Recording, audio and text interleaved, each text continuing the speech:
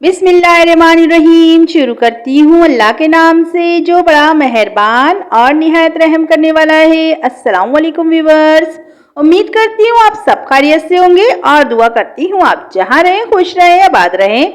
आज हम बना रहे हैं बकरा ईद स्पेशल बहुत ही ज़बरदस्त ये मसाला। गाइस ये मसाला आप लोग एक दफ़ा बना लेंगे तो आपको किसी भी खाने में परेशानी नहीं होगी, चाहे बिरयानी हो, पुलाव हो या यखनी बिरयानी या हैदराबादी या पंजाबी पुलाव। गाइस हर तरह के ये चावल में और सालन में आपके काम आने वाला है। तो चलिए इसको बनाना स्टार्ट करते हैं। ये देखिए सारे मसाले मैंने पहले ही निकाल के रखे हुए हैं। तेज पत्ते लिए हैं मैंने 1 मुट्ठी और ये है सफ़ेद ज़ीरा, ये है 1/3 कप।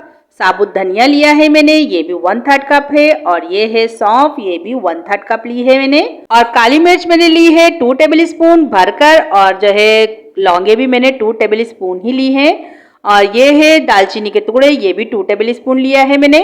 और ये बादियान के फूल हैं, ये भी तकरीबन 2 टेबल स्पून है। तकरीबन 12 अदद हरी इलायची ली है मैंने। 6 अदद जो है मैंने बड़ी इलायची ली है।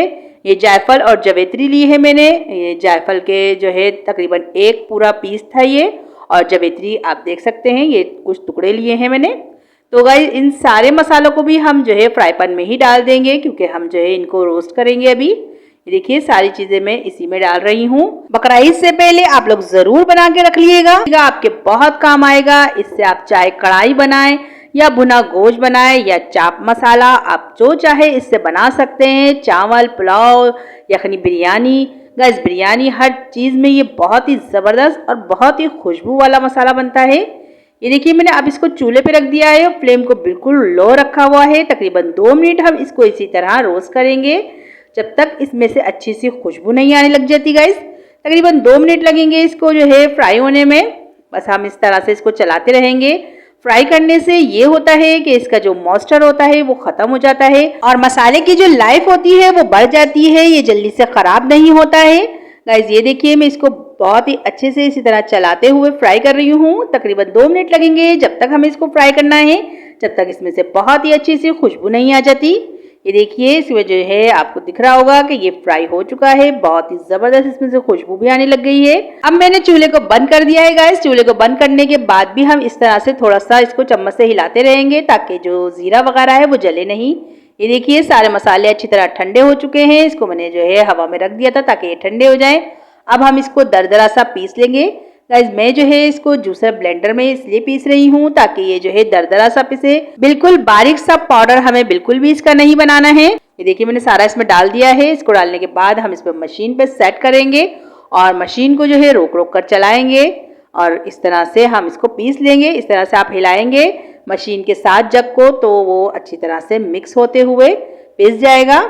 क्योंकि ये खुश्क है इसलिए जरा सी देर लगेगी इसको पीसने में। ये देखिए हमारा खुशबूदार सा मसाला जो है पीसकर तैयार हो चुका है और अभी से ही इसमें से बहुत ही जबरदस्त खुशबू आ रही थी। मैं आपको इसको निकाल कर दिखाती हूँ। ये देखिए गाइस माशाल्लाह से हमारे खुशबूदार से मसाले का फाइनल लुक कितना जबरदस्त लग रहा है। गाइस ये बना भी बहुत ही जबरदस्त है। आप भी इस बकरा ईद से पहले इसको बनाकर रख लें, आपको कोई टेंशन ना हो। ये मसाला डालें और आपके खानों में जायका ही जायका होगा। तो गाइस सबसे लास्ट में अगर आप लोग मेरे चैनल पे नए हैं तो इसे सब्सक्राइब करना ना भूलें और बेल आइकन को जरूर दबाएं ताकि आपको मेरी हर आने वाली वीडियो बर वक्त देखने को मिले। तो चलती हूँ दुआओं में, याद रखिएगा इंशाल्लाह फिर एक जबरदस्त सी रेसिपी लेके आऊंगी आपके लिए। अल्लाह हाफिज।